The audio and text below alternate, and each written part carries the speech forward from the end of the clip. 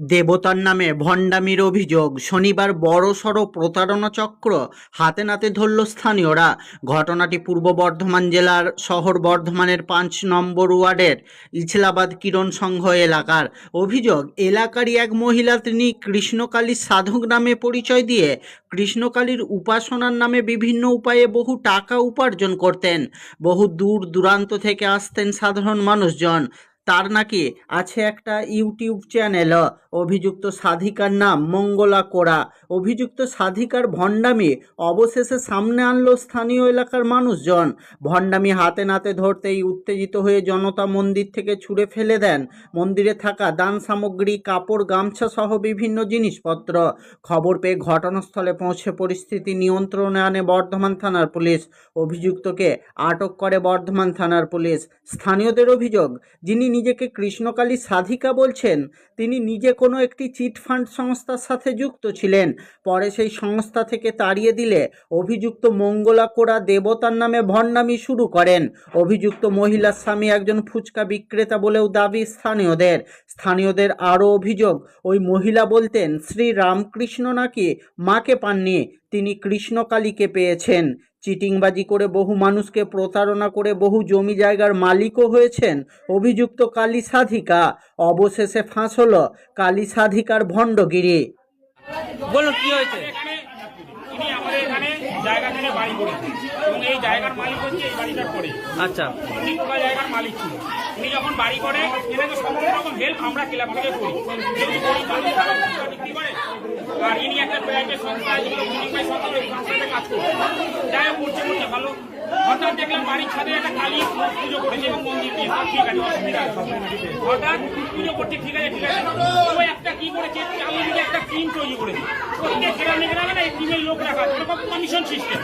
এবার তারা দেখছে 20টা ছেলে নিয়ে এসছে। মানুষ বারোটার সময় কি করে, আঁকড়ে ধরেও বাঁচার চেষ্টা করে। মানুষের সবারই তো কষ্ট আছে। তিনি কি করেছে, সেই টিমটাকে কাজ করছে। এর পিছনে একটা বহুত বড় কারণ লোকের হাত আছে, তাকে খুঁজে পাচ্ছে। এবং রাত্রেবেলা এনারা এখানে বসে আন্তাক্ষরী খেলে, হিন্দি ইংলিশ বইয়ে গানে রাত্রেবেলায়। এ করে করে এখন পাবলিককে কি বলছে, ডাইরেক্ট আমার ভগবানকে দেখেছেন যে ফোন নাম্বার পেয়ে না, ফোন করে গুগল পে চেয়েছে। তিনি ডাইরেক্ট বলছেন আমার ফোন পে নাম্বারে টাকা দাও, গুগল পে নাম্বারে টাকা দাও।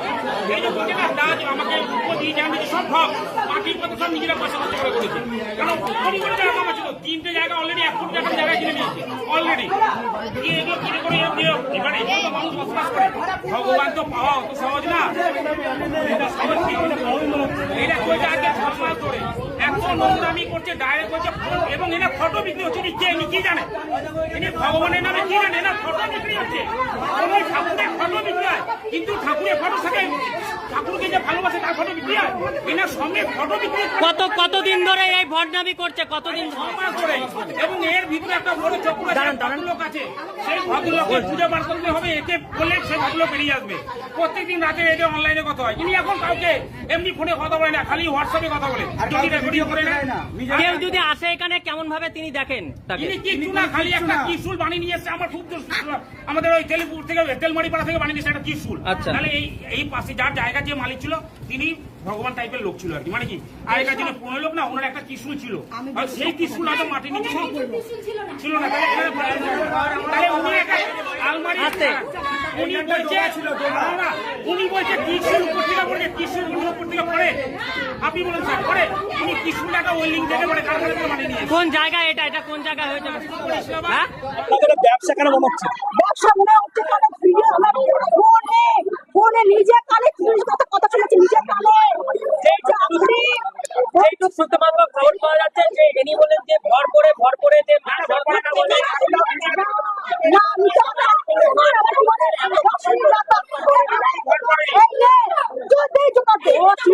আগে কাজ করতো, সেখানে ও বের করে দিয়েছে ওকে, যার জন্য ও আবার এই ব্যবসা পা ধোয়া জল খাওয়াচ্ছে এবং নিজেকে সারদা মা হিসাবে তুলনা করছে। বড় বড় মা তারা, মা কালী পুজো করছে, ওর মধ্যে মা আছে। একটা ঠাকুর ছিল, সেইখান থেকে আবার একটা ঠাকুরকে নিয়ে এসে ও নিজেকে দেবী বলে কামনা করছে। কোথা থেকে লোক আছে?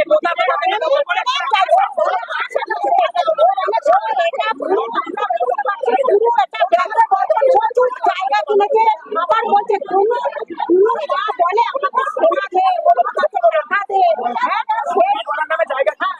আগে এই বিটা করতেন না।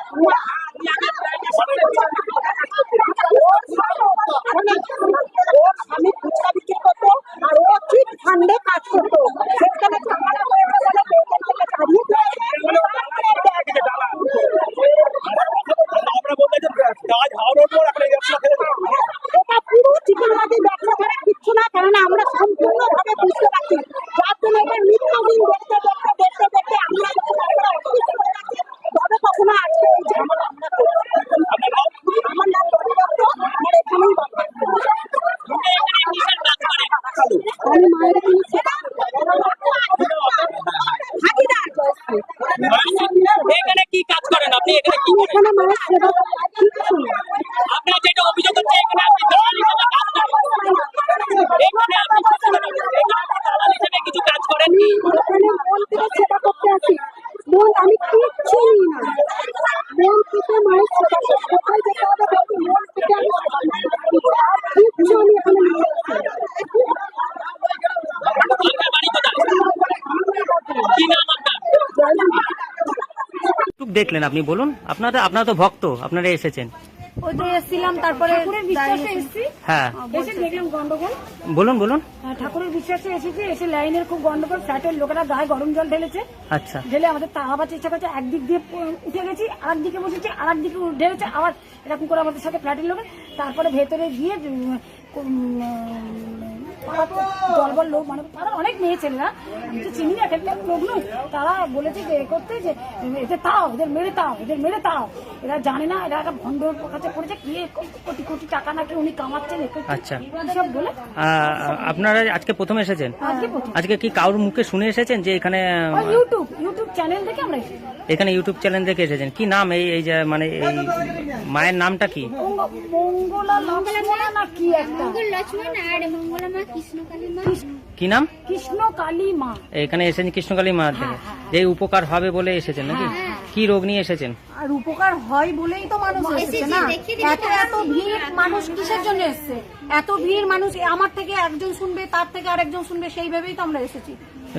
কোনো পয়সা কড়ি ব্যাপারে কিছু না, বলেছেন? পয়সা কড়ি চাওয়ার কোনো ব্যাপার নেই, 1 টাকাও দিতে পারেন।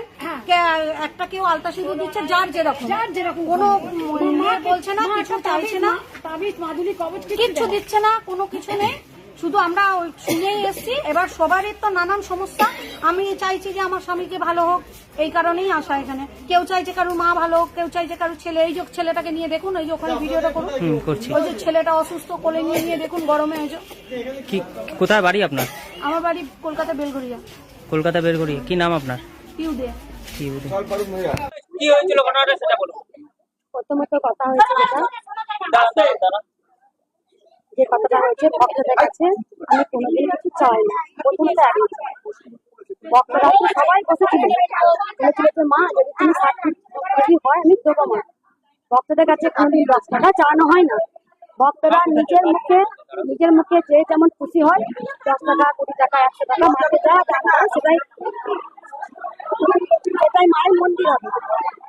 ভক্তরা যারা উপকার পাচ্ছে তারা মাকে ডোনেট করেছে, মাকে 1 লাখ টাকা পর্যন্ত ডোনেট করেছে। ডোনেটটা কেন করেছে আমি প্রথমেই বলি, আমি ঝামেলা হচ্ছে বলে আমি বলছি পাশে একটা জায়গা কিনে মায়ের মন্দির করবো। ভক্তদের কাছে কোনোদিন কোনো কিছু নেওয়া হয় না, ভক্তরা নিজে খুশি করে দেয়। ভক্তরা গোলাপ দিয়েছে মাকে, ভক্তরা মাকে গোলাপ দিয়েছে, সেখানে আমি নিজে বলিনি, ভক্তরা নিজে এসে মাকে দিয়েছে। কারো বাচ্চা হচ্ছিল না, মায়ের এখানে এসে আমি পুলিশ অফিসার এসেছি, সেখানে এসে বাচ্চা হয়েছে, সেখানে ডাক্তার দেখাতে 6 লাখ 12 টাকা আবার সেখানে মাকে ডোনেট করেছে। আমি পাইলাম আপনারা দেখবেন, আমি দেখাবো সেই জায়গা আমরা আস্তে আস্তে রেজিস্ট্রি করবো। আমরা প্ল্যানিং করছি যে সেখানে মন্দিরটা হোক।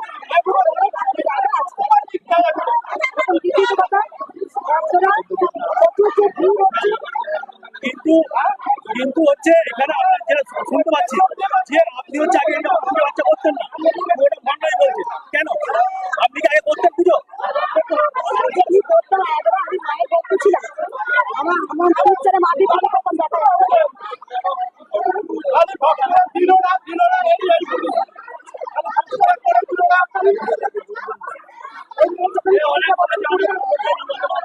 আপনার নামে যেটা অভিযোগ উঠছে যে আপনি বিভিন্ন স্কুল মাস্টার চাকরি পেলাম 2016 পরে কোনো আজ পর্যন্ত টেট হয়নি, এবং যে কজন পেয়েছে সে কজন রাস্তায় ধর্ণা দিচ্ছে। এই চাকরিটা কোথা থেকে দিল? এই চাকরিটা কোথা থেকে দিল? 2016 পরে টেট হয়েছে, সবাই বলো এখানে। এ বলছে আমার জন্য চাকরি পাইনি, স্কুল মাস্টার 2016 পরে টেট হয়নি। দুর্বলতা ভান্ডামি, তুমি যদি পারো কিছু সবাইকে 270 সেকেন্ডে এখনই করে দাও। সেকেন্ডে ছুটে না করেছে। আচ্ছা, হ্যাঁ, এখানে যত লোক আছে সবাই তার মানে বলতে